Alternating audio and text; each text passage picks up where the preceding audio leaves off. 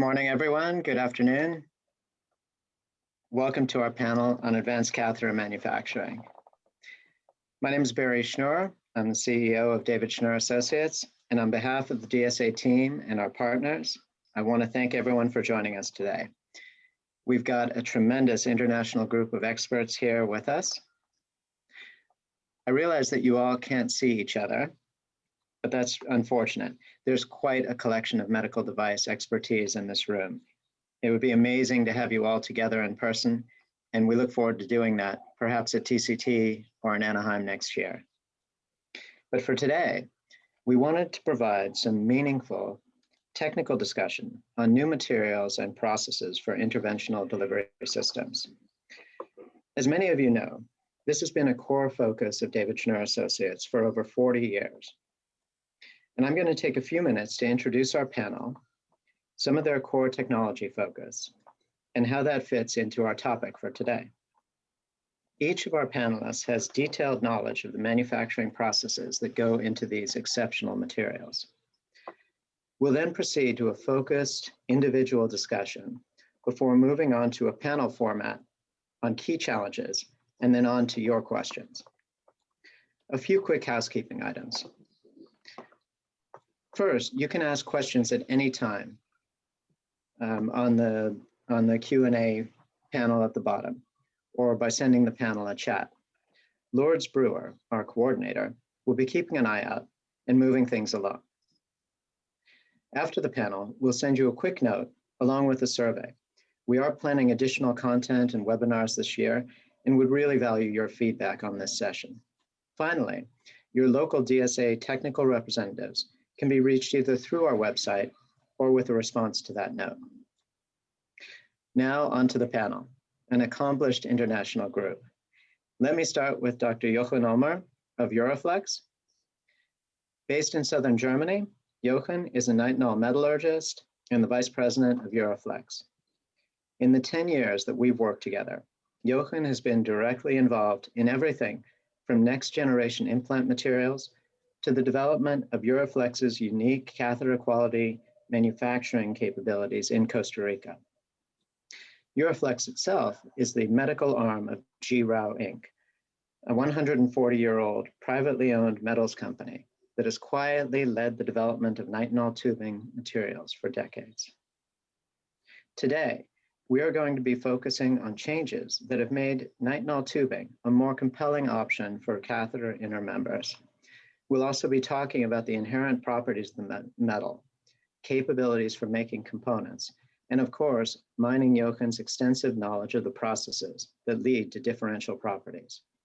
Jochen, thanks for joining us today. Sure. Next, I'd like to introduce Robert Foley, president of Cobalt Polymers in Northern California. In the 25 years that Robert and I have known each other, I've seen him creatively approach a wide range of material and technology problems by creating small, focused operational and engineering teams.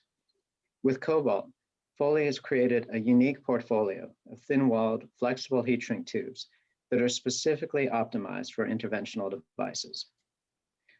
Cobalt Polymers' introduction of PBAX heat shrink to the market 10 years ago really put the company on the map and has continued to drive their success as a global supplier to the medical device industry. In our discussion, we'll focus on how PBAX heat shrink and heat shrink generally can best be used in wire and tubing-based interventional devices, and talk about how to use the properties of the materials to create some really incredible structures. Robert, thanks for joining the panel today. Next, we'll head to England and welcome Darren Vine with XL Precision. Darren has about 20 years of experience focused on metal tubing, extrusion, and forming, using a range of processes, alloys, and materials before he joined XL a few years ago. XL is the new kid on the block as a DSA partner, but we've known them for quite some time as a dominant force in English micromachining. With their expansion into Pennsylvania, it became an interesting match for us in key markets. XL blends a core competence in EDM with laser cutting and welding, conventional micromachining, and metal 3D printing to create a whole range of complex structures. Today, we'll be focusing primarily on what can be achieved using laser processing of thin-walled hypotubes, and then exploring some of the options for combining additional technologies in these components. It's been a great pleasure to start working with Darren. I appreciate your joining us today. Thank you, Barry. Finally, it's my honor to introduce Ryan Balko with Nordson Medical in Minnesota, a biomedical engineer at Fast Forward, Invention Medical, where he served as engineering manager before taking on a commercial role. Ryan leads Nordson's engineered shaft business unit that includes design, development, and manufacturing of interventional catheters. One of DSA's oldest partners, Nordson Medical provides a tremendous range of device solutions, ranging from unique tubing materials and components to complete medical device manufacturing. Today, we'll be focusing on how you can utilize modeling and other systems to reduce development cycle times in shaft R&D. We'll also talk in some detail about Nordson's experience in pushing the limits of traditional braid and coil reinforcement technologies, while also incorporating the other materials that we're going to be discussing today. I'm particularly interested in hearing the panelists talk about the relative merits of these approaches and how complex materials and processes interact in the creation of advanced devices. Ryan, thanks for joining us today. Thanks for having me. Absolutely. I hope that's provided a little useful context. Now for some details. Let's start with Dr. Ulmer. Jochen, thanks again for joining us. We're going to be talking primarily about catheter quality tubing amongst the whole range of nitinol capabilities. Can you talk just quickly and explain what we mean by catheter quality nitinol tubing? Yeah, so thank you, Barry, for the invitation to talk about that today. So yes, there are differences in how nitinol can be processed, and especially for tubing, there are two different kind of, I would say, families of nitinol tubing. One is more for, let's say, the stent and the heart valve direction, which is mainly driven by OD and wall or OD and ID wall tolerances. And on nitinol catheter tubes, it's more the ID and OD tolerances which plays a big role. That's from the perspective of dimensions. That's what's driving it. And the other thing is that you typically want to have long pieces. So one way to do that is kind of having continuous processes to make those tubes and to make them suitable for long pieces you need for catheters. And on the other side, have a cost-effective way of production and make them available for catheters, because it's not a multiple use or an implant, it's a single use instrument typically. So cost plays a big role. Great. So generally, what applications are best suited then for catheter quality tubing? So I would say, I mean, anything typically which is, let's say, what we call the over the wire catheters. So where you have let's say an inner tube where you push the guide wire through, and you have an outer tube where you put the pressure through for let's say, for example, blowing up the balloon. And to make that flexible and to make that kind of to make that stiff enough and flexible enough to go around the curves, nitinol is a very good let's say material to do that, because we don't go that far deep into nitinol today, but one of those capabilities is those what let's say the industry calls superelasticity. So you can bend it very far, and it comes back to the original shape once it's released, and that gives it that's a great instrument you can use for catheters, because there you have to go through very small curves, radiuses, and you don't want to. What you don't want is that the catheter is kinking on its way, and that's what you can realize with nitinol catheter tubing. Got it. So it's both strength, but the additional flexibility even before you get to super elastic properties. Yeah, I mean, yes, absolutely. And once you're getting into that, what let's say the engineers calls the hysteresis, then you're kind of using that special quality of nitinol going this into the martensitic stress more density phase. We don't go into detail today because we don't have that much time, but you can use that hysteresis area really to make very small bends without kinking the material. Of course, you have to look at dimensions also, like OD to wall ratio, OD to ID ratio, because of course here the more you change the wall thickness, the stiffer it gets, right? That's one way to make it stiffer. But there are other ways to make that by cold work, by special colds that you can go with changing AF temperature, all those kinds of play. You have a big playground actually to bring the catheter to a property you really need for your special application. No, I think it's a great point. I mean, there are certainly off-the-shelf materials or kind of generally specified nitinol materials, but they can be highly tuned as well, even before you go into custom alloys or differential materials. I mean, what we're offering, we have an extensive stock list where, let's say, if you want to start with a certain project, you can just let's say pick something off the stock list to get started. And once you're clear what kind of dimension and what kind of properties you need, then you can have then we can make a custom run. And by that, you can really cut down your development time quite a bit if you start with what's available on the shelf. Perfect. So I think, you certainly hinted at this, but nitinol is considered, obviously, and is, for implants, an expensive material to use.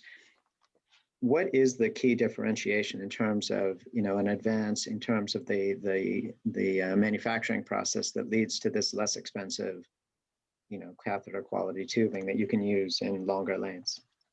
I mean, of course, one way to bring the cost down is, yes, of course. First of all, that's true. I mean, nitinol is a little bit more expensive than stainless steel.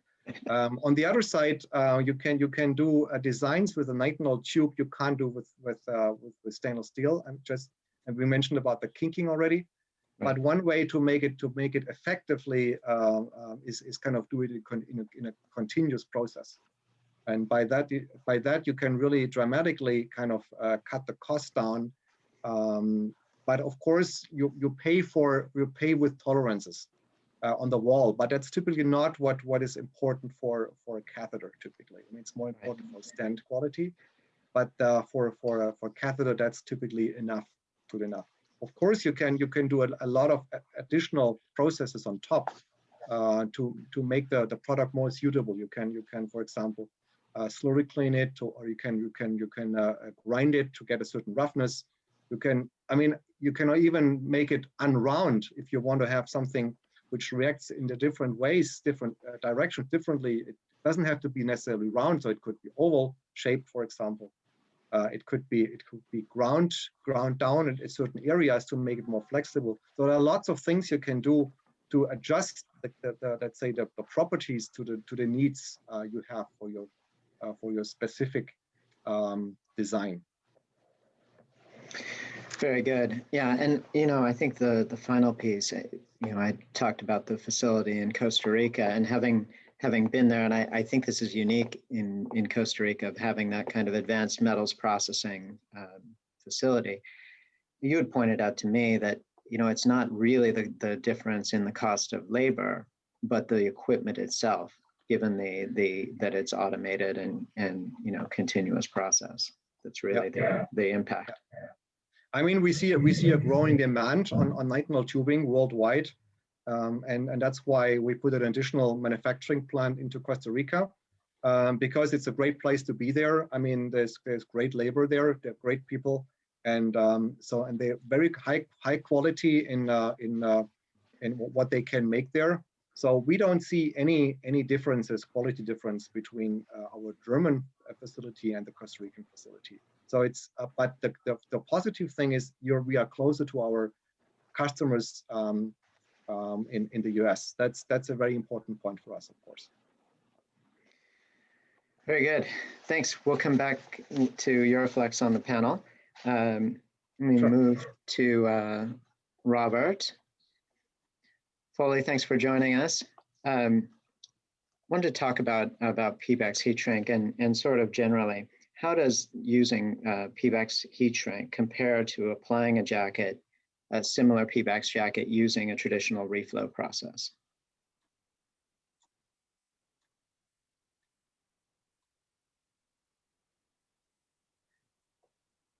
No, I cannot hear you.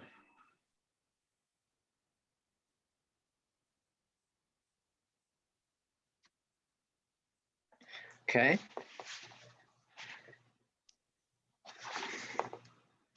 Nope, still muted.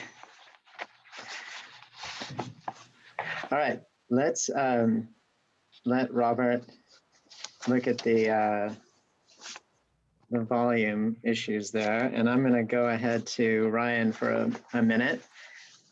Ryan, let's talk about Nordson Medical. So, right, Ryan, you there? Yep. Very good. Hey, this is live, right? First, can you, you're based in Brooklyn Park, and this is, you know, kind of the core facility, right, for Nordson's engineering shaft and interventional products. Can you give us a quick overview of the complex engineering shaft capabilities there? Yeah, absolutely. For those of you that don't know Nordson Medical, we do have 15 facilities located globally, you know, really focused on design and development and integrating our component technologies into finished device solutions for our customers. Primarily focused on balloon catheters and complex engineered shafts. So we do have our center of excellence for domestic manufacturing located in Brooklyn Park, Minnesota. But we also have established development centers located globally to support these types of systems. Very recently, we've invested heavily in building out our quick turn capability specifically for complex engineered shafts. And we opened a new office in Louisville, Colorado to support exactly that, to respond to our customers' need for getting prototypes in hand quickly. Across all of our facilities that support these types of systems, we have all the necessary catheter manufacturing capabilities, from braiding to coiling to encapsulating laser cut hypo tubes, RF tipping, handle assembly, handle design, as well as all of the component capabilities to allow us to have kind of industry leading vertical integration in this space.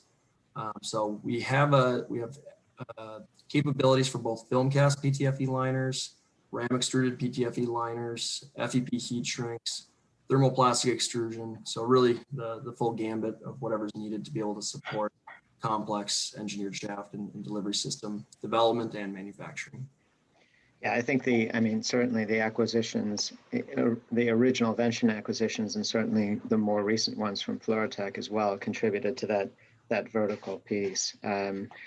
But beyond quick turn, I'm sorry? Okay. I thought that was you. Hey, so I think, there are obviously a bunch of topics that we're going to be hinting at today that can go off in a lot of different directions, right? I mean, obviously the Nitinol panel, just quick conversation talked about some things that are worth a long conversation. Ryan's just, conversation right there of highlighting the specific component capabilities of Nordson as well. We're happy to do a follow-up and talk to you about each of those. We're going to talk a little bit about steering and steerables today, but nothing, in the type of depth. But there's a lot of experience here that we can bring out. Ryan, beyond the quick turn and kind of general overview, I wanted to talk about how Nordson capabilities and what you've done can really minimize R&D cycle times. Because development of complex shafts, I think typically multiple passes in terms of, getting to a final design. How have you guys been using this sim shaft modeling, and what's the impact on prototyping? Yeah, we use it very commonly, and especially in early stage development. If you're not familiar with our sim shaft offering, it's essentially a quantitative software package where it allows us to input certain design configurations of composite shafts, whether that be, one layer for looking at how a single extrusion might operate, or, multiple layers for how a composite shaft might function in terms of performance. So it's a great tool for kind of baselining and benchmarking a starting point for where we're looking at for development, and then allowing us to build up multiple iterations, making tweaks, might be different coil patterns, different wires, different braid patterns, different number of starts for braid wires, input all of those different variables and get kind of a computational output that gives us a directionally accurate starting point for jump starting development. So it's a very useful tool for helping to kind of down select if there's, our customers come to us with a list of design inputs. It allows us to help kind of narrow that funnel down from, a huge quantity of potential options and variables to be pulling at and kind of guide the initial development in the right direction. So it's a very powerful tool for helping us to at least get the program started in the right direction. It is a computational software, so it doesn't have direct correlation to what your actual outputs will be for kink resistance or tensile strengths or compression resistance or torsional rigidity or any of those types of performance features, but it is very powerful for giving us a great starting point. So it's not exactly, I mean, you're not getting out a specific answer in a design. I think the importance has been, you guys have been using this for quite some time now, is getting the inputs right, personalizing this to your own capabilities. Absolutely, yeah. Understanding what our customers' requirements are and helping them to pick the right design direction is really what it's powerful for. So we're not quite yet at the point of replacing you with AI. Hopefully soon. Right, at least on that. Can you talk about how this figures into, for instance, steerable design? Somebody comes in, is it sophisticated enough that it will help you actually reduce design cycles for steerable shafts? Absolutely. Really the way we can carve it up is we can chop each individual segment of the catheter into a standalone piece and look at how that will perform if we change different design features and play with those variables. So it's definitely very, very helpful in the complex shafts when we're trying to tackle complex problems. So yeah, we use it for anything from micro catheters to standard cardiovascular guide catheters to complex structural heart type applications. So there's really no limitations to where we can deploy the technology. Very good. And then I think the final question I had was, is this specific just to Brooklyn Park and those capabilities, or have you actually managed to integrate this across into other materials, into other sites? Yeah, we've expanded the software greatly and continue to invest in doing that to be able to add additional materials, add different types of composite configurations. I think now we can do multi-filer coils, multi-start braids, lots of different numbers of starts for those. So from 8, 16, 32, 48, 96. So we have a lot of different options for what we can put in there, and we're continually adding to the material libraries. So for instance, we do film cast tubing in Chattanooga, and it's very common for us to use this software to play with down to the tenths of a thousandths of wall thickness on the PTFE or the polyimide or the polymeric layers, how that will impact the kink resistance of the tube or things like that. So we use it across the entire Nordson Medical business. Great. And the best way to utilize this, it can be separated out as a development project from manufacturing or something else, right? Absolutely. Yep. Very, very commonly used for the early stage development. Absolutely. Fantastic. Well, thanks. Robert, thanks for getting back with us. You're welcome. All right. So back to heat shrink. How can you walk us through how the use of PVAX heat shrink might compare to a reflow process to get a PVAX jacket onto something? Sure.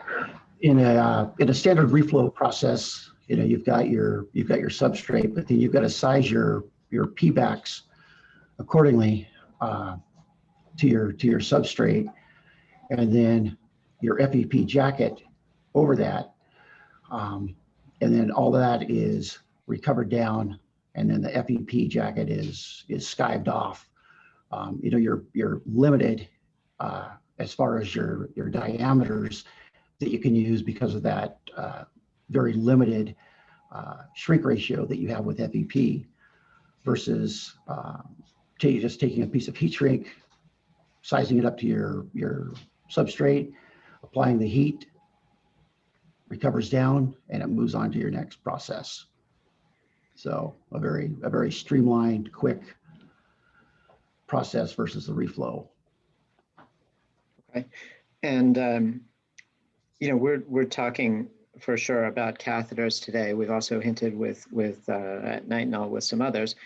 Some of the pictures you have up are of hypotubes, and others are of wires. Can you talk a little bit about the use of a thin jacket and sort of what are the quick diameter limitations? How thin of a PVAX wall are we talking about?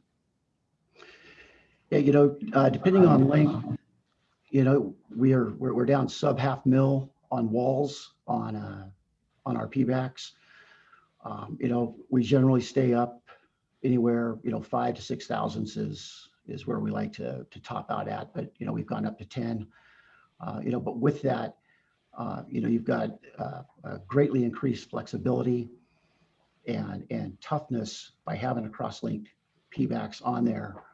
And with an extremely thin wall like that, it'll open up that envelope that you have now to work with, to add in anything else that you need in a design instead of it having being taken up with a wall on a jacket.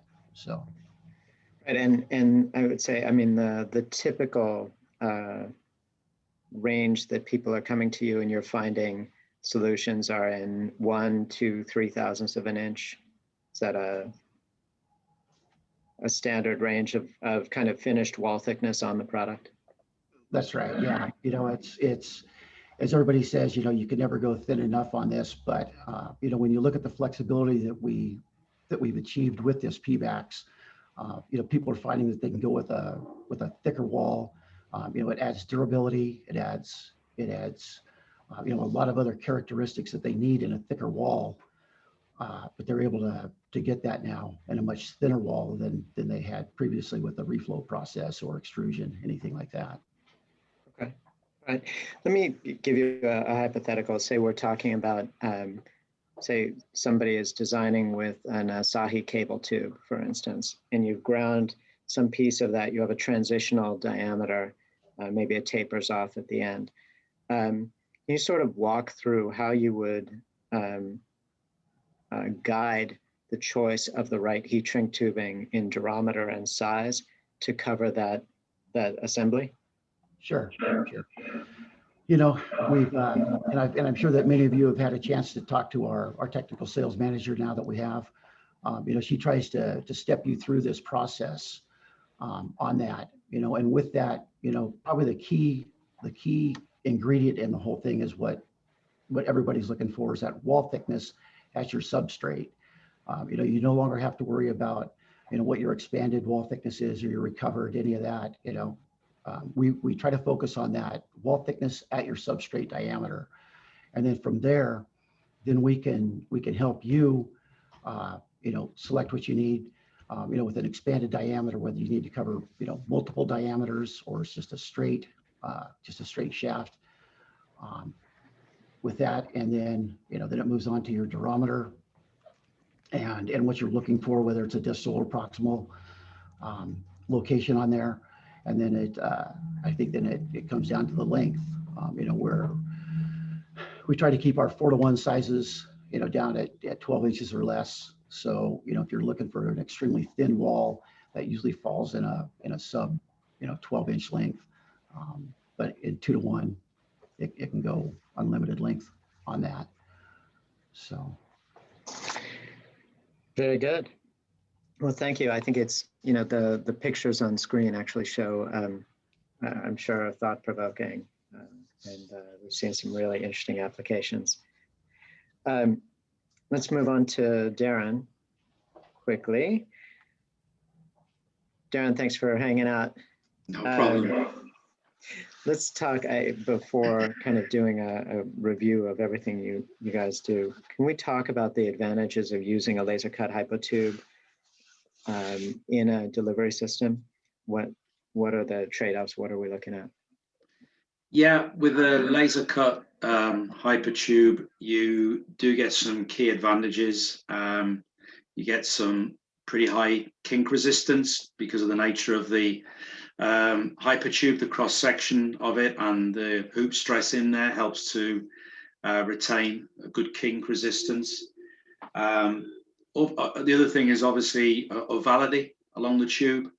Even if you're going around some quite tortuous curves and things like that in the anatomy, it does retain pretty good ovality. So that gives then the design engineer a lot of space in which to have a security that they can deliver a device down that central lumen. High torque resistance. High torque is also a big advantage. Depending on the type of laser cut pattern, if you do an interrupted spiral hypercut, you have a good chunk of spine of stainless steel running down that, solid steel running down that shaft, which does give you pretty high torque outputs at the distal end. You've also... Lois, can I ask you to move that slide forward? I think that'll be helpful too. Because this slide definitely shows, you know, a bunch of the different technologies, but Darren, right, I think this sort of starts to illustrate more of what you're talking about. Yeah, no, it does. So what you're also able to do with the laser cut tube is along that shaft, you can put other features into the tube. You can put in small tab-like features, windows, drill holes there for attaching a PTFE liner. And you can also vary the type of pattern that you're using along the tube to get a different flexibility and different stiffness from the proximal end to the distal end. Very good. Yeah, I think the evolution of these patterns over the last number of years has been incredible. I remember when we first saw the first of the puzzle piece designs come out, you know, it's just brilliant to see all of our customers creatively take this technology and come up with new applications, new ways of using the opportunity. And as you said, I mean, this interrupted spiral cut pattern, you know, answers some of the issues with, you know, that a coil had created. Yeah, it's probably, I would say it's probably the workhorse pattern that we use at Excel. It gives a good degree of flexibility. If you want more flexibility, probably go into a radial cut slot pattern, but there then becomes some disadvantages there with kind of pushability and retaining some, it's very difficult in handling unless it's right at the distal end. Some other advantages with laser cutting a tube along that whole length is that you can do things like the laser ablation. So we can control the focal length of the laser into the tube wall and create knurl or radial rings for overmolding or UV bonding. And they do really make an impact because it gives a nice keying feature there on the OD surface of the hypertube. Got it. So I was going to ask you about you know, applications that might combine multiple technologies and take advantage of what you guys do at Excel. So it's fair to say that not everything is either an EDM process or a laser process or a conventional micromachining process. There are challenges that bring these together. Yeah, absolutely. And I think that's one of our big selling points. It's one of our USPs is that we've got 4 or 5 good, solid, traditional machining capabilities from laser tube cutting, flat laser cutting, traditional CNC machining, 3D printing, and EDM wire and sync machining, where we're not a jack of all trades, but we are literally under one roof, a master of all those trades. We've got several engineers who have got, you know, plus 20, 30 years experience in those capabilities. So we can look at a different component and bring the best solution to the customer to that, you know, and then that can follow on to the hypertube itself. You know, if we need to laser weld something onto the OD of the tube, that can be a real benefit for the design engineer as well. Okay. One thing that we hadn't really talked on before, and I did just want to pull in, was the metal 3D printing. You see that capability interacting with shaft development, or is that sort of a separate class of product or of a challenge that you're seeing from customers right now? For a hypertube, I've not got many applications of 3D printing, but it wouldn't surprise me if tomorrow I've got something in my inbox from one of the DSA reps asking for that. But we do several products for customers where we 3D print quite a small micro machine part, maybe down to less than 200 thou, down to maybe 80 thou in size. And we laser weld that to a 200-300 millimeter long tube, and it's for an application, for a sports med application. So we are seeing 3D printed components being used more and more in medical device applications. And if we need, we obviously got other capabilities that we can make sure we get that final component the customer's looking for. Yeah, I think that's exactly what I was wondering is if you saw, for instance, tips for fluid flow or, you know, sensors or other things being fabricated that way. Yeah. I guess it's just always a trade-off between doing that way or with a good, fast, conventional machinist, right? Yeah. The one advantage with the 3D printing, and the other area where we've got a lot of strength is our EDM machining, and that can be turned. We've turned that very much to high volume manufacturing, you know, 30, 40, 50, 100,000 units a year. So that's seen as a capability that maybe was used only for tool making, but we've very much, we've developed that for high volume medical device manufacturing. Very good. And then the final thing I'll highlight just here, and feel free to riff on it. You even, you know, show on this, you know, the PET outer jacket. You know, one of the things we'll talk about in the panel is how different companies work with partners and supply chain and other things. But you obviously don't make heat shrink, but you source heat shrink tubing and apply it, you know, where customers want it. On the other hand, you know, XL is also a supplier to other contract manufacturers, right, or customers directly. So, and we are talking, I think, you know, one of the things we'll obviously our attendees know, right? There's a choice between design and make it yourself and build, right? And so we have, you know, some of our customers want to build these products and assemble them themselves, and then we're supplying materials, and others want to, you know, get as complex and complete an assembly as they possibly can. Any comments on that? Absolutely. We've got several, you know, we supply both some of the very large medical device companies, the top 5, and we're just, you know, supplying them components, which is fine. We've got some great contract manufacturing partners that we are supplying sub-assemblies, and to some degree we've become their supplier of choice for anything metal, because they feel they've got great confidence in XL. And yeah, and then we've got some smaller companies that we deal with, OEMs, where they say, hey, we'd like you to make that whole kind of sub-assembly. You source the materials, you bring it together and put it through your Class 7 clean room. So yeah, we're humble enough to deal with everybody, Barry. Very good. All right. Well, thank you, guys. I want to move on to just some general questions for the 4 of you, and I'll pose a question and put it to someone, and then please feel free to jump in and contribute what you'd like. So let's start kind of with a general question about shaft performance and interventional catheter performance. How does that desired shaft performance drive the conversation or your thinking about material and process selection? And Ryan, this is going to be coming your way. I mean, when you get a challenge from somebody, you know, how do you select heat shrink versus extrusion or reflow for a jacket?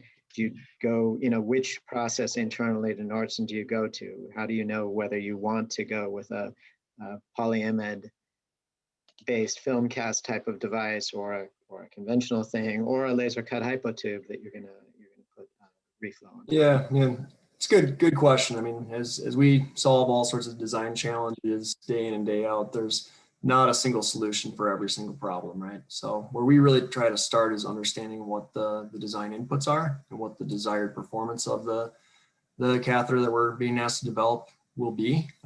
Start there and baseline what the requirements are, and then look at just what the capabilities entail. Oftentimes we're being pushed against kind of the limitations of ultra thin walls, and we need to take that into consideration for the design options we have at hand. Other times where wall thickness might not be a limitation, but customers looking to do some crazy high tensile requirements without any sort of elongation. So there's all sorts of different problems that we have to face, and we try to just pull in our subject matter experts and our vast array of design engineers that we have to make sure that we're offering the right solutions at the right time. So fair enough. Yeah, and I mean, I think not one size fits all. Absolutely. No, I mean, I think we should stipulate, obviously, we're talking about, and particularly with the attendees that we have here, we're not talking about, kind of generic products in any way, right? I mean, people are always coming in terms of, what's the thinnest, what's the, particularly with increasing mechanical properties, right? Deployment forces that they're looking for.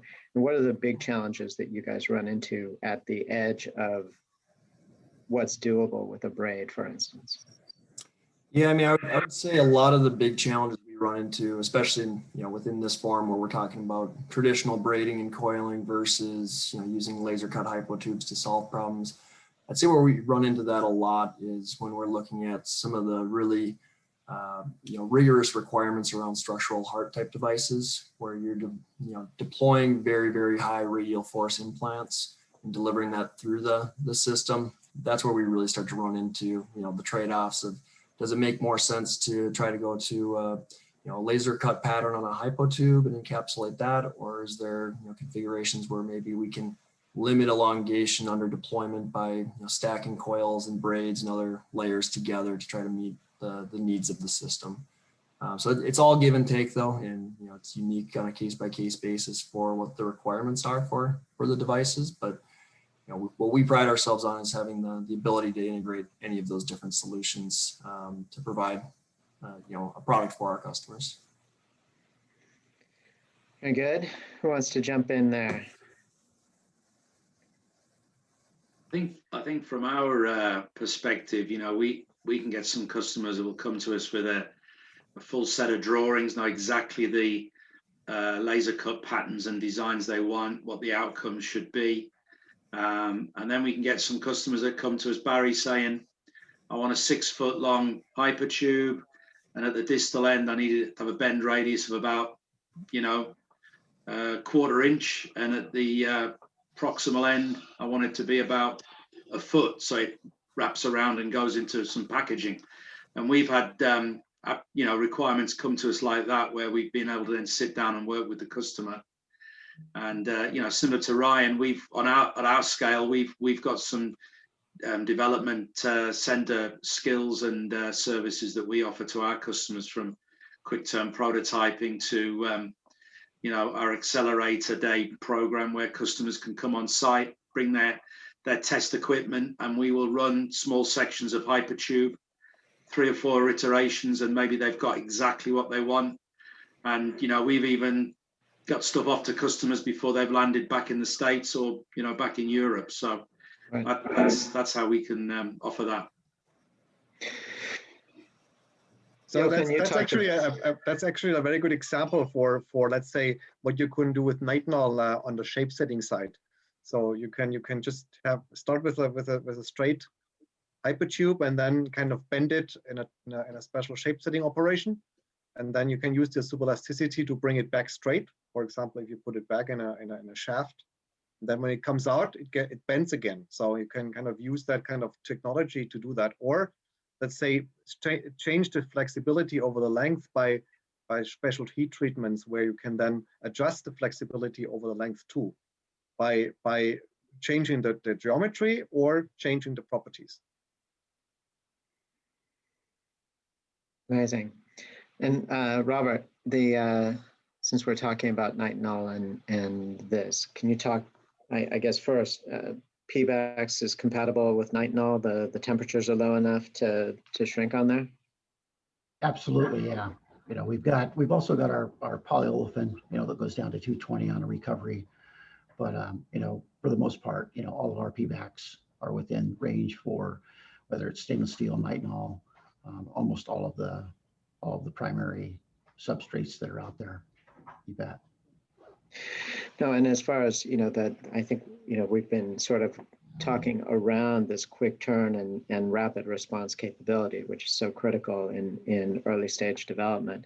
You know, everyone has different programs, and without getting too commercial about it, right? I mean, certainly there are, I think one of them is clearly it's important to have stock materials that are available, you know, for customers to get their hands on quickly.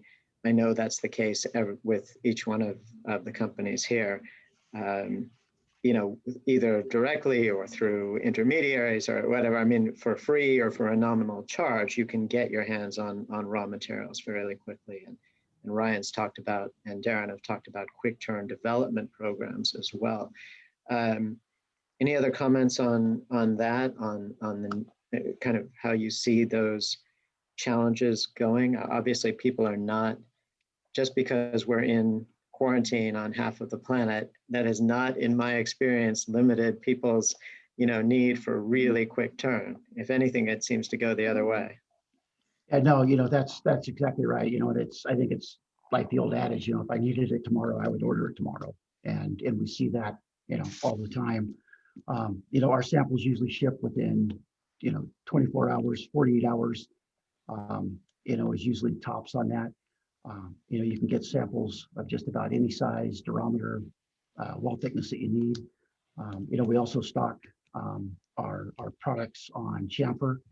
So you can go to Chamfer and order, you know, directly off of there. That usually ships within 48 hours, and a lot of times even sooner than that. So, you know, the options are out there to get material, samples, you know, or even get full orders within just a few days. So Barry, I mentioned the possibility of using it, let's say the stock list, but we have also a dedicated rapid response group, which is really doing nothing else than quick turnarounds for custom tubing, right? So that's another option. It depends on, and that's why the way we try to be quick there is having different stock levels where we can draw it then down from there being close to the final size, and that helps a lot in getting quick turnarounds as well. Thank you. Yeah, and before I promised everybody a technical program, so we're going to have to get away from this quasi-commercial stuff. But I do think it's relevant because you guys need to get the materials before you're being able to do something. So the final comment I would have there, like having been in Pforzheim and in Costa Rica at the GRAU facilities, you know, it's a huge difference between the drawing benches for traditional products and then the inline, you know, continuous catheter tubing products.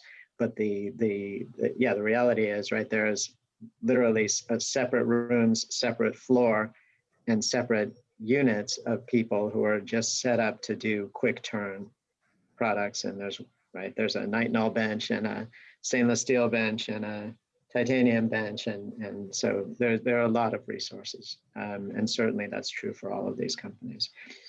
So away from that and back, let's talk for a second about a hypothetical. So we have a high torque. They've got a 5 French, 4 French, kind of right down the middle catheter, high torque requirement, very tortuous path. How would you approach that? How would you use these technologies specifically to meet that performance requirement? Ryan, you want to start? Sure. Yeah, I mean, again, it would go back to whether or not they have an existing design that they're looking at. And this is pretty common where somebody will come to you and say, hey, I have this design in hand right now. It's working pretty well for the most part, but we're not getting the torque response we need. So that's a perfect example of where the sim shaft that we discussed earlier is a great tool to start, where we can make minor tweaks, maybe go from a round wire that they're using to a flat wire to improve the torque, maybe go from a herringbone braid pattern to a diamond braid pattern, and use our engineering judgment with some software help to point them in the right direction and say, here's where the theoretical outcome might land with that. And then we can prototype that for them. And if that still doesn't get them to where they need to be, maybe there's, we reach out to Darren, and maybe there's a laser cut hypo tube that will improve the torque even further, or integrate a torque cable or things along those lines. So there's a lot of different options, but I mean, that's a very common starting point where somebody will say, this works well, but we want to make X, Y, or Z improvement. And that's what we're here to help with. very good. Any other comments? Well, I was going to say contact Ryan, but he said contact me. So now we would normally also, Barry, there's 4 or 5 different parameters. Sometimes the customer wants certain flexibility along the shaft, which we need to look at. What patterns would be best for that? If there's a high torque, then we want to say maybe use a spiral interrupted spiral cut, which will give us nice torque.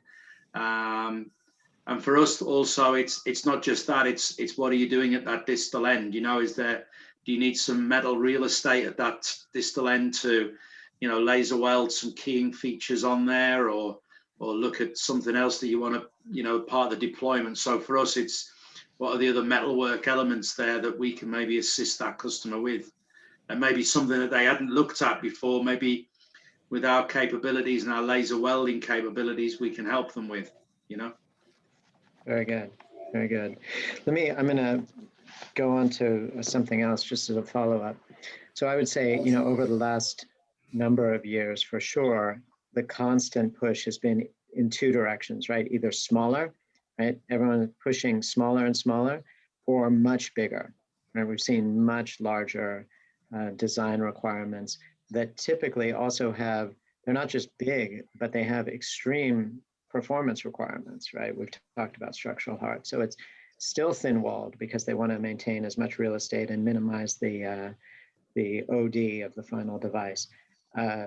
Very high performance requirements, very high torque, very deployment forces. You talk about how each one of these technologies fits there. Let's maybe talk about, what's the smallest product that you guys can work with, and then what's the biggest? Robert, how about you? Let's start with Cobalt. Like, where's the smallest wire or tube that you're going to cover? Hey, we recover down to 7 thousandths ID on that. We've got, in fact, what was it last year? That's 0.2 millimeters for our European friends, right? How about half French? What's that? I said, how about half French? Half French. All the way down. There you go. We get all 3. Yeah. Everything. All the way up to, like we had seen it last year at Germany, up into the endoscopes, up into 250, 300 thousandths. That's definitely pushing the upper end of what we can do. But we're hoping to get up into that area soon. But as I say, we go anywhere from 7 up to 250 thousandths. But it seems like the sweet spot is somewhere around 60 thousandths. Okay. Right. Very good. Jochen, how about night null? What's the range there? So I think you have to help me with the inches here, but because the smallest we ever did so far, that was for eye surgery, and that went down to about 60 micrometers. So 60 micrometers, whatever that is in inches. Man, the micrometers you just took me out of the game. 0.06 millimeters. 0.06. Okay, so this is used in eye surgery, right? You make a very small hole in your outer eye, and then you do some procedures on the inner eye with that. And the hole is so small that you don't have to. It closes by itself again afterwards. So that's why it has to be so small. Very good. I think we're talking about 2 thousandths. Yeah, 2 to 3 thou. I've just worked it out. Right, that's a pretty small tube. That's a pretty small tube. If it falls on the floor, on the large side. On the large side, we can go up till 35 millimeters, whatever that is in inches, right? So I think it's That's a lot. 1.5 inch or so. But this is then more for heart valve frames, right? That's the other side of the tube sizes we can do. I have not seen anything bigger than that so far, but that's kind of the maximum I would say we have capabilities right now. Yeah, well, and on this continuous process stuff, I mean, the majority of that is relatively small. Yes. Right. I mean, and it's also for guide wire applications I've seen, and endoscopic needles, other products like that take advantage of a long length of nitinol. But these are certainly under 1 millimeter, right? Maybe 0.5 millimeter. Yeah, I mean, what we typically see is, let's say the typical range we see is between 0.2 millimeters up to maybe 1.2 millimeters. That's kind of the range for catheter tubes typically. But as you said, we also see bigger demands for bigger sizes too. So that kind of corresponds to what you said earlier. If that's a new trend, we will see. I mean, well, what we also see is that for those tubes, they need to be taper grind on one end as well, and section grinding. So on the way up, so section grinding, so you take material off on a certain section. And that is used then to put markers on, for example, to get better radiopacity on some areas, just to see where you are during the procedure. Absolutely, absolutely. Darren, how about you, talking in terms of processing? Well, being in the UK, we have to drop between imperial and metric. So we go from about 20, low end is about 20 to 25 thou, which is about 0.5, 0.6 of a mil. I thought you guys were done with the whole metric thing. Wasn't that a no, part we like to keep close to our European friends. Let's not bring politics into it, Barry. And we can actually go up to about 16 mil diameter, but we are seeing some, hypertube applications that are like 1/2 inch easily. So that's 12.5, 12.7 mil OD. So we're seeing it. I have seen it in the last 2 years really begin to get bigger, going from that, 3 or 4 mil, which is around about that 80 to 160 thou, which always, was always about right. Now it is creeping up. I am seeing more things getting bigger, so which is fine. That's okay. So on those type of applications, can those still be continuous feed, kind of high process? Because and we haven't. I'll hint at a question to come. But one of the key changes in this technology over the last decade has been the declining cost of laser processing, right? I mean, the increasing speed, change in actual laser wavelengths that are being used for this, right? And then the deployment of basically lights out, right, continuous process laser. So the cost has really come down. Inside of that's still applicable for larger diameters. Are there certain wavelengths or certain patterns that you just have to avoid, or? No, we've not seen anything like that. We do find with the larger diameters that there normally are kind of radial cuts or shaped slot cuts more than a interrupted spiral cut, let's say. But apart from that, no, it's just a different size tube. We just got to set the machine up with different holding chucks and things, and we can do it. So it's no real issue either way for us. Okay, very good. No, and I think there are some, you had talked about EDM, and particularly for some of these processes, that's actually a better choice, right? And a more cost-effective choice. No, I would say laser still the most for cutting a tube. If you've got a lot of cuts on there, the laser is by far the best option. But there are certain features that EDM do appeal to in a tube as well. So nearly everything's bespoke. So you look at everything individually. But I'd say 99% of tube cutting for a catheter is laser cut. Interesting. All right, Ryan, wrap to you on this question. Talk about the range, and we've had some questions from the participants about how large a reinforced shaft you guys are comfortable with. Yeah, the largest we've done on a reinforced shaft is right around a 1/2 inch. And that takes some special braiding capabilities, as the typical kind of off-the-shelf Steegers don't accommodate that. That's kind of the upper end of what we can do when it comes to reinforced shafts. On the lower end, I mean, if we're talking about just catheter tubing, we're down in a similar size range, 4 or 5 thousandths of an inch. But when it comes to full shafts like micro catheters and things like that, we're down, probably the smallest we've done is maybe in the 15, 16 thousandths of an inch range. It's kind of the low end for a full built up engineered shaft. Yeah, I think there are some, one French neuro products and related things that we've seen, right? That Yep. do, I mean, they're incredibly complicated. These are multi-layer braid or coil reinforced differential durometers, tips, right? The whole thing, right? Yep. So that's probably the low end for when you look at a composite laid up shaft like that. That's probably on the low end for us. And then, like I said, about a 1/2 inch for the upper end.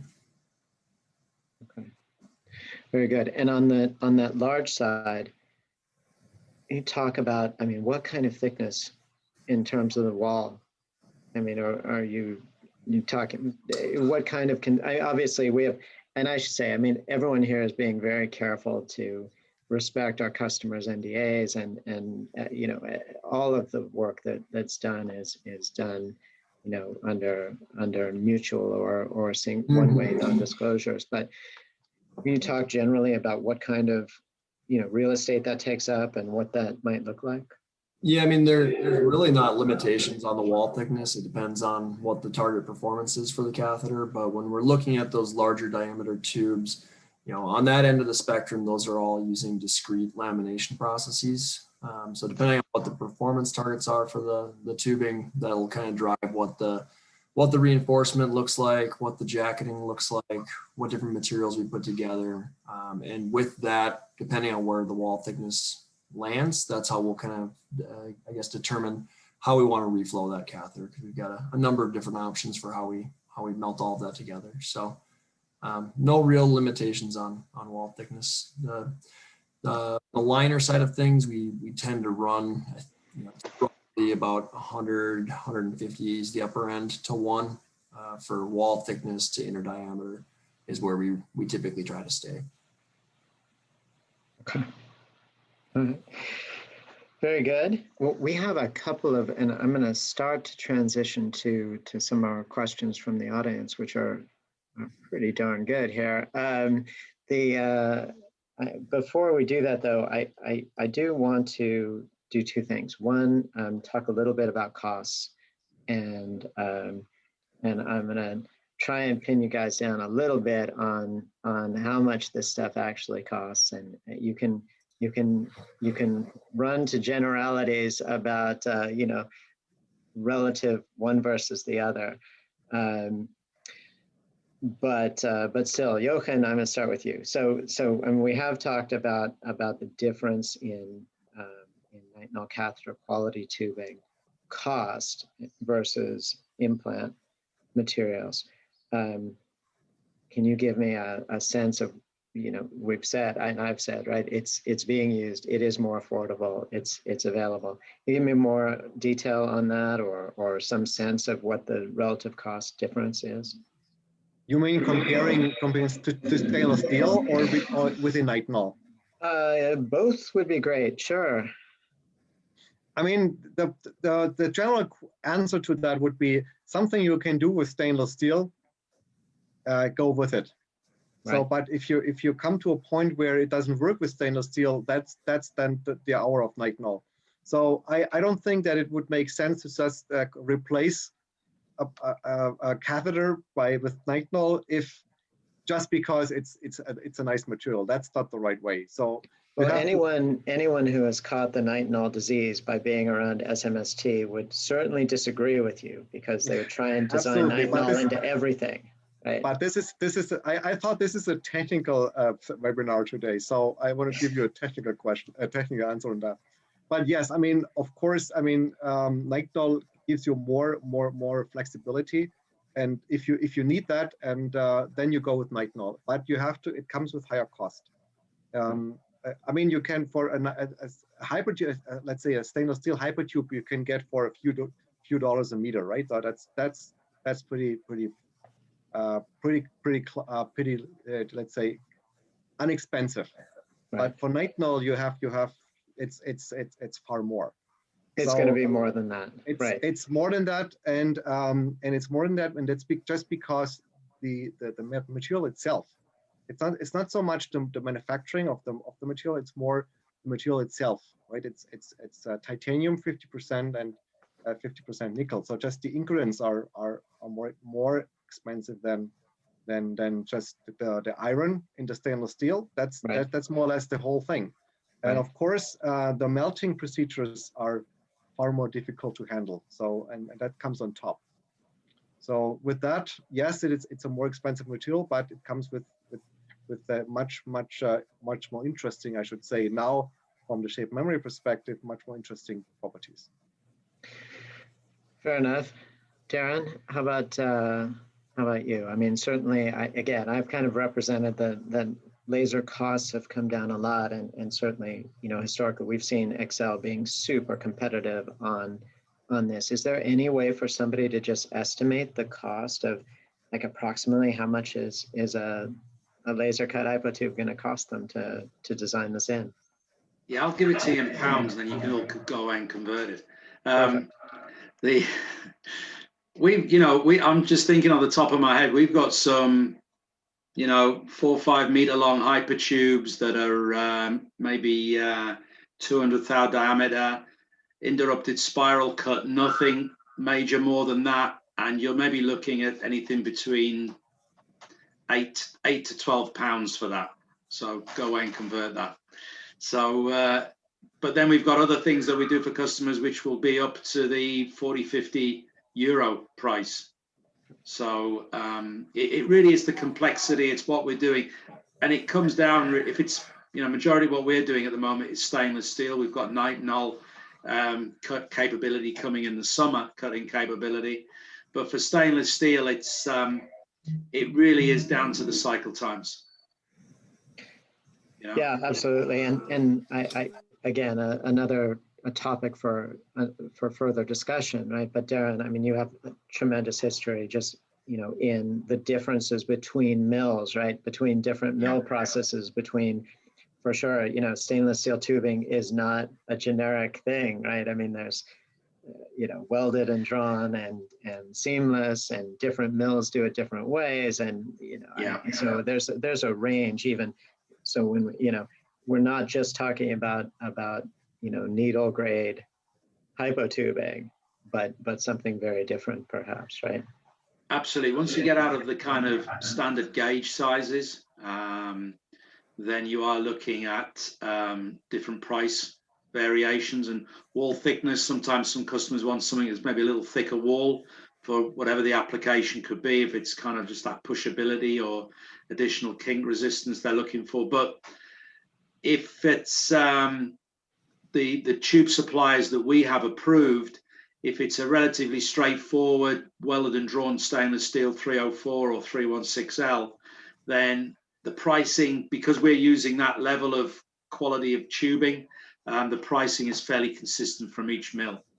Sometimes you pay a little more for the quick turn supply, which is absolutely fine. Our customers are happy to do that. If we can get, 20 or 30 samples in their hands, they're happy to pay a premium for that. So, but when you get to a certain level of supplier, Barry, it is a fairly generic, welded and drawn, hard drawn stainless steel tube. Very good. Ryan, any comments on cost versus, I mean, I honestly, I think there are so many trade-offs involved in the materials, in a multi-layer shaft that it's really going to be hard to answer, right? I mean, it is, because on the low end, right? I mean, if cost is the driver, right, we can design in as few layers, as few materials as possible. There's always going to be a trade-off, but the cost can come way down, right?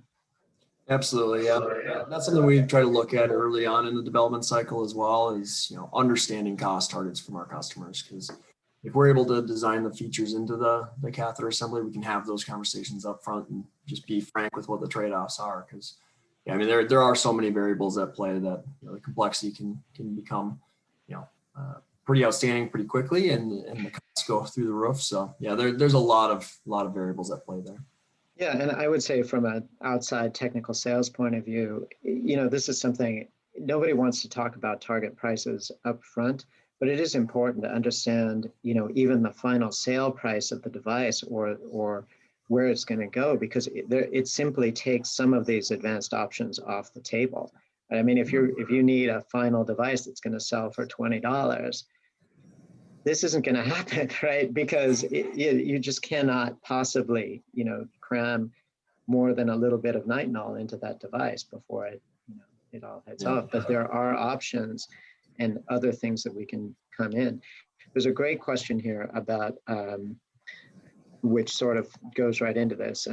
Somebody asked, what is your opinion on the performance of a PEEK liner versus spiral cut hypotube inner layer for a stent delivery system? Is a hypotube still considered the gold standard? There's a great question about substituting materials and trying to get different properties while keeping an eye on costs. Anybody want to talk about that? You mean flexibility again, or more from the perspective of material behavior? So I think that they would probably be looking on the idea of using PEEK instead of a metal, right, as that kind of mechanical liner. Ryan? Yeah, I mean, the cost of PEEK versus the cost of nitinol is going to be less, but there will be some trade-offs just with material compatibility.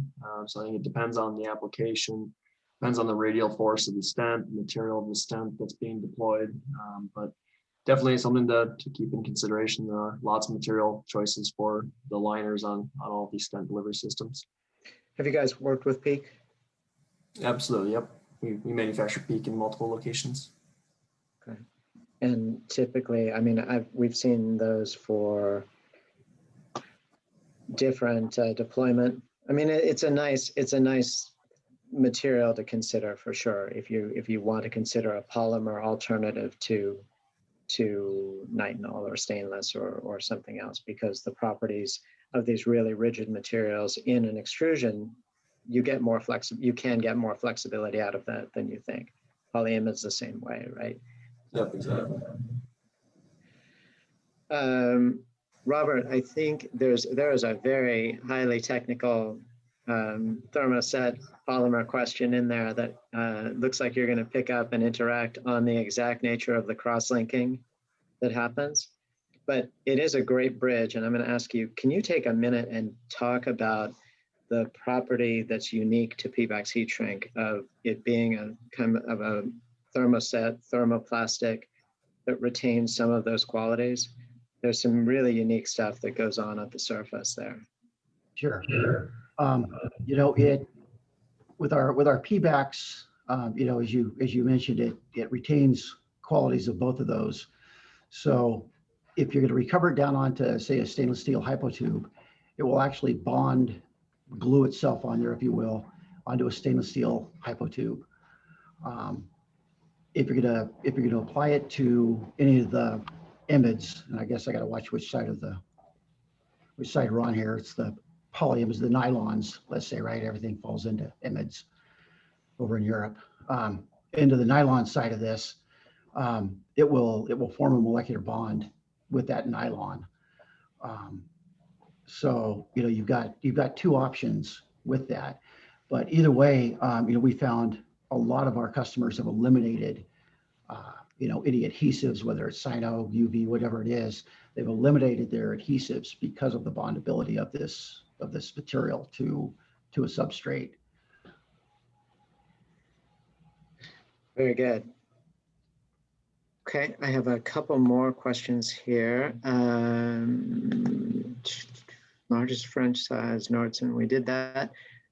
Somebody asked about flex cables, and I think these go by lots of different names, from Asahi and Fort Wayne and others. Any comments on? I think these materials which are pretty amazing, right? I mean, they have incredible strength, high deployment forces, other things. How do you see these being incorporated into catheter design? Are these then processed, or do you do something with them after they come in? Or is that just a product that people get in and then they figure out how to deal with it? Ryan, are you guys incorporating those into your designs at all? Yeah, sure. Yeah, we'll incorporate those into our designs. It can be used for a number of different features. It can be used for aid in deployment on a full delivery system for an implant where we have to weld the additional connectors or things like that onto the torque cables. They can be used for pull wires. They can be used as a drive shaft inside of rotational requirement devices. So there's a lot of applications for those, and we run into a number of use cases for us to integrate those into full systems. So yeah, I guess there's not a one individual thing that we use it for. There's a number of applications. Generally, you would see those as higher kind of specific function because of the cost, or because of absolutely. Yep. For I think that a regular wire doesn't work for a certain application, that's a great alternative. Got it. No, that's right. I mean, I think the drive shaft thing obviously makes a lot of sense. Jochen your comments, I think on nitinol were absolutely right. If you're going to make it work if it works fine with stainless, why would you possibly go ahead and do that? But if you can reduce the wall thickness a little bit, well, then that might be worthwhile. Darren, are those materials you guys have worked with at all? Yeah, we've worked quite a bit with cables actually, and wire as well for like pull ring assemblies. We've done a lot of work for customers with that, developing. And in fact, we've just over the years we've slowly just built up different kind of pull test strengths that you can get with different wire thicknesses. Because sometimes customers will come to the board with like, such a thin wire and they want to get like 45 newtons. It's like, you're not going to get that.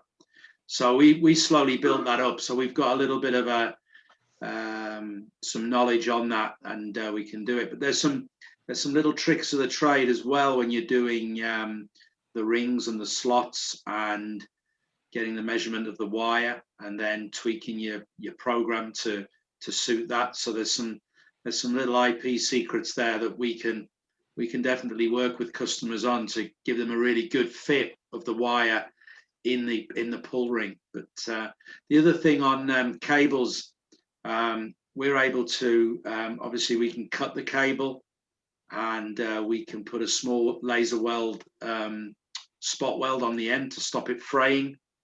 And sometimes the actual cables, the strands on them are so thin that they'll blow up when you laser weld them. So we've developed some technology around ferrules that we're able to use and work with customers to just allow them to attach that cable to maybe the inside of a larger hypertube.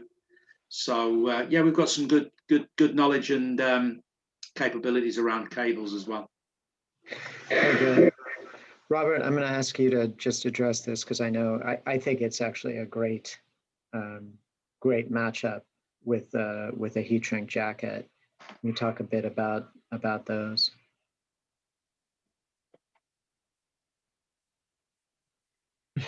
Repeat where you're at with that. Sure. Sorry, we were talking about like cable tube and flex tube.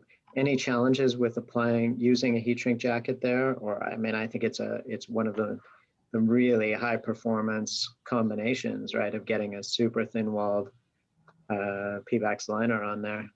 It is. You with a reduced wall like that, you've got that flexibility. So again, you've opened that up for the engineers to design into their hypotubes or to their wires, what they need without having to take into account, I guess, so much into the heat shrink, into the jacketing that goes on.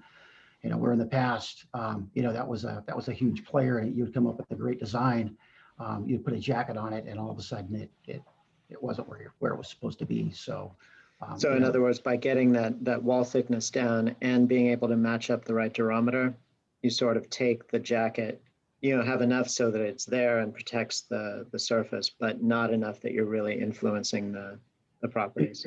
Yeah, exactly. And as we said before, there's a lot of engineers that have found that, they thought they needed a certain durometer, but after applying this, this heat shrink, they see that, that what they thought they needed, maybe 40 durometer, sometimes it's even gone up to 72 just because of the thickness and the flexibility of having, maybe a 1,000 wall jacket versus sometimes a 5, 6, sometimes even a 10.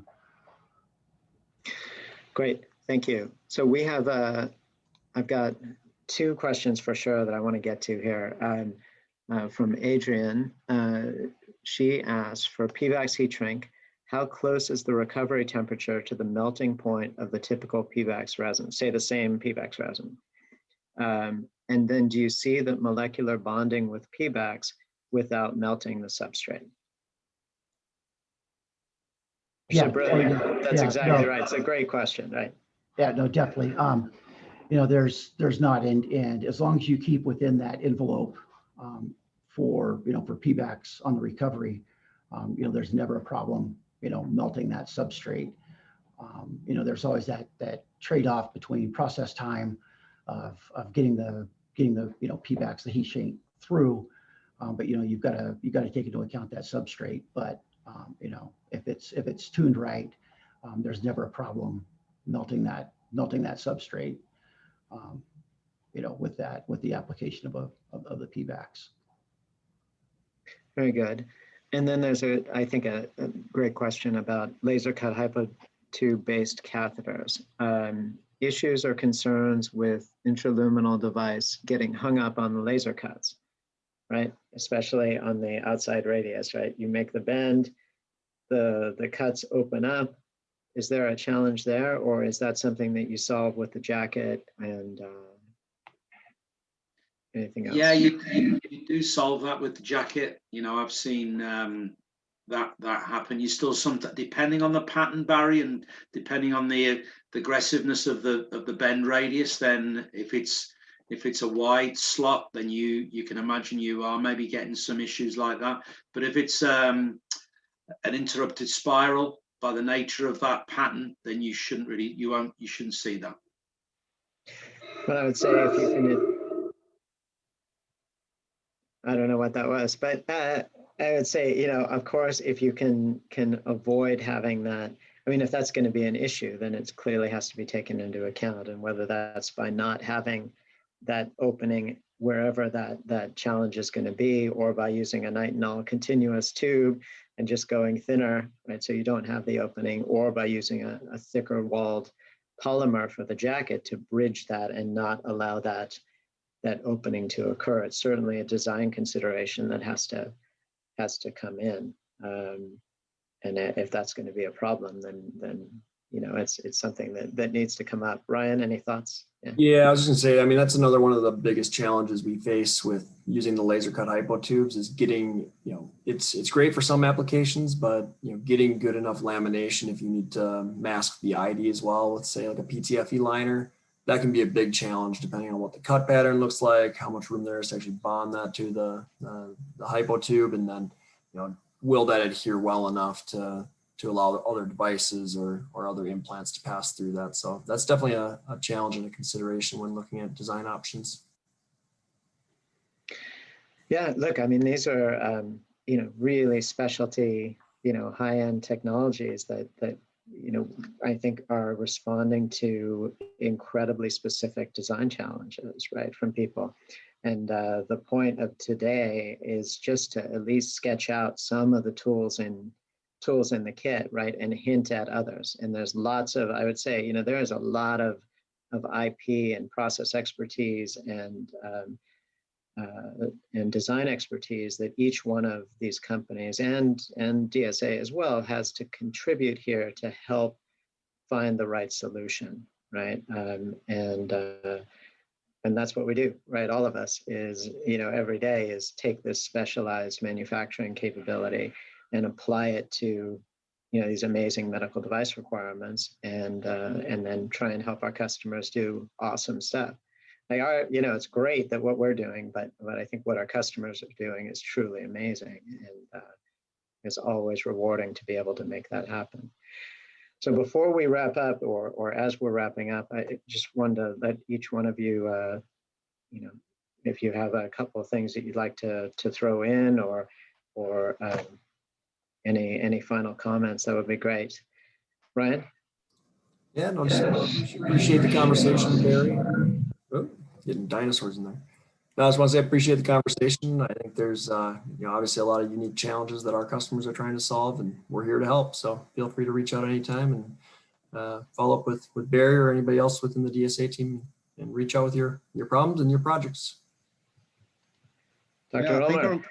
Yeah, thank you very much from my side here to you organizing that, and of course for a lot of people coming to that webinar. So it was great to be here. So thank you very much, and of course we are here to help you with your design questions you have. So yes, looking forward to answer all your additional questions you might have after the webinar.